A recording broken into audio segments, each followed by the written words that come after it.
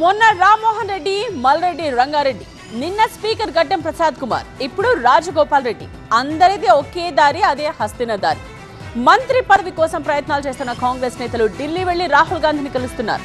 త్వరలో జరగబోయే కేబినెట్ విస్తరణలో తమకు ఒక్క అవకాశం ఇవ్వాలంటూ పైరవీలు చేస్తున్నారు. పనిలో పనిగా ఇక్కడ సీఎం రేవంత్ ను సైతం మచ్చుక చేసుకునే పనిలో ఉన్నారు మంత్రివర్గ ఆశావహులు. తెలంగాణలో కాంగ్రెస్ ప్రభుత్వం ఏర్పాటై 2.5 ఏళ్లు పూర్తయింది.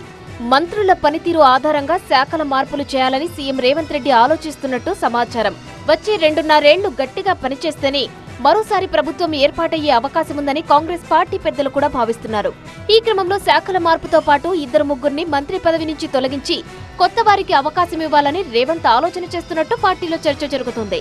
రేవంత్ తన కేబినెట్ సెట్ చేసుకోవడానికి హైకమాండ్ నుంచి కూడా గ్రీన్ సిగ్నల్ వచ్చినట్టు సమాచారం. త్వరలో కేబినెట్ ప్రక్షాళన జరగనుందనే ప్రచారంతో ఆశావహులు అలర్ట్ అయ్యారు. కేబినెట్ బెర్త్ కోసం ప్రయత్నం చేస్తున్న కాంగ్రెస్ నేతలు హస్తినా బాట పడుతున్నారు.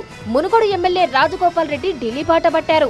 రాహుల్ గాంధీని కలిసిన రాజగోపాల్ రెడ్డి తన పార్టీకి తిరిగి వచ్చినప్పుడు ఇచ్చిన మంత్రి పదవి హామీపై చర్చించి వచ్చారు. ఇప్పటికే రాజగోపాల్ రెడ్డి చాలా సార్లు మంత్రి పదవి ఆశిస్తున్నట్టు డైరెక్ట్ గా పార్టీపై పలు సందర్భాల్లో కామెంట్స్ చేశారు. పరిగి ఎమ్మెల్యే రామ్మోహన్ రెడ్డి, ఇబ్రహీపట్నం ఎమ్మెల్యే మల్రెడ్డి రంగారెడ్డిలు ఇప్పటికే ఢిల్లీ వెళ్లి పార్టీ అగ్రనేత రాహుల్ గాంధీని కలిశారు. ఉమ్మడి రంగారెడ్డి జిల్లా కోటాలో తమకు మంత్రివర్గంలో అవకాశం ఇవ్వాలని రాహుల్ గాంధీని కోరారు. నిన్న కోహెడలో జరిగిన సీఎం రేవంత్ సభలో మల్రెడ్డి రంగారెడ్డికి మంత్రి పదవి ఇవ్వాలంటూ ఆయన అనుచరులు ప్లకార్డులు ప్రదర్శించారు. మల్రెడ్డికి మంత్రి పదవి ఇవ్వాలని డిమాండ్ చేస్తూ నినాదాలు చేశారు.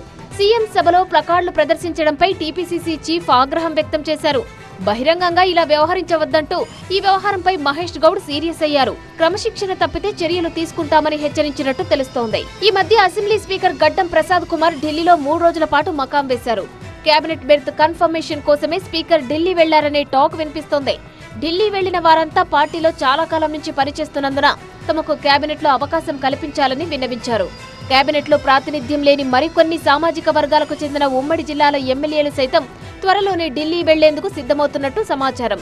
మంత్రివర్గ ఆశావహులు సీఎం రేవంత్ రెడ్డిని కూడా మచ్చిక చేసుకునే పనిలో నిమగ్నమయ్యారు. గతంలో సీఎంపై కసుబుసులాడిన నేతలు ఇప్పుడు పల్లెత్తు మాట కూడా మాట్లాడడం లేదు. పైగా సీఎంను పొగడ్తలతో ముంచెత్తుతున్నారు.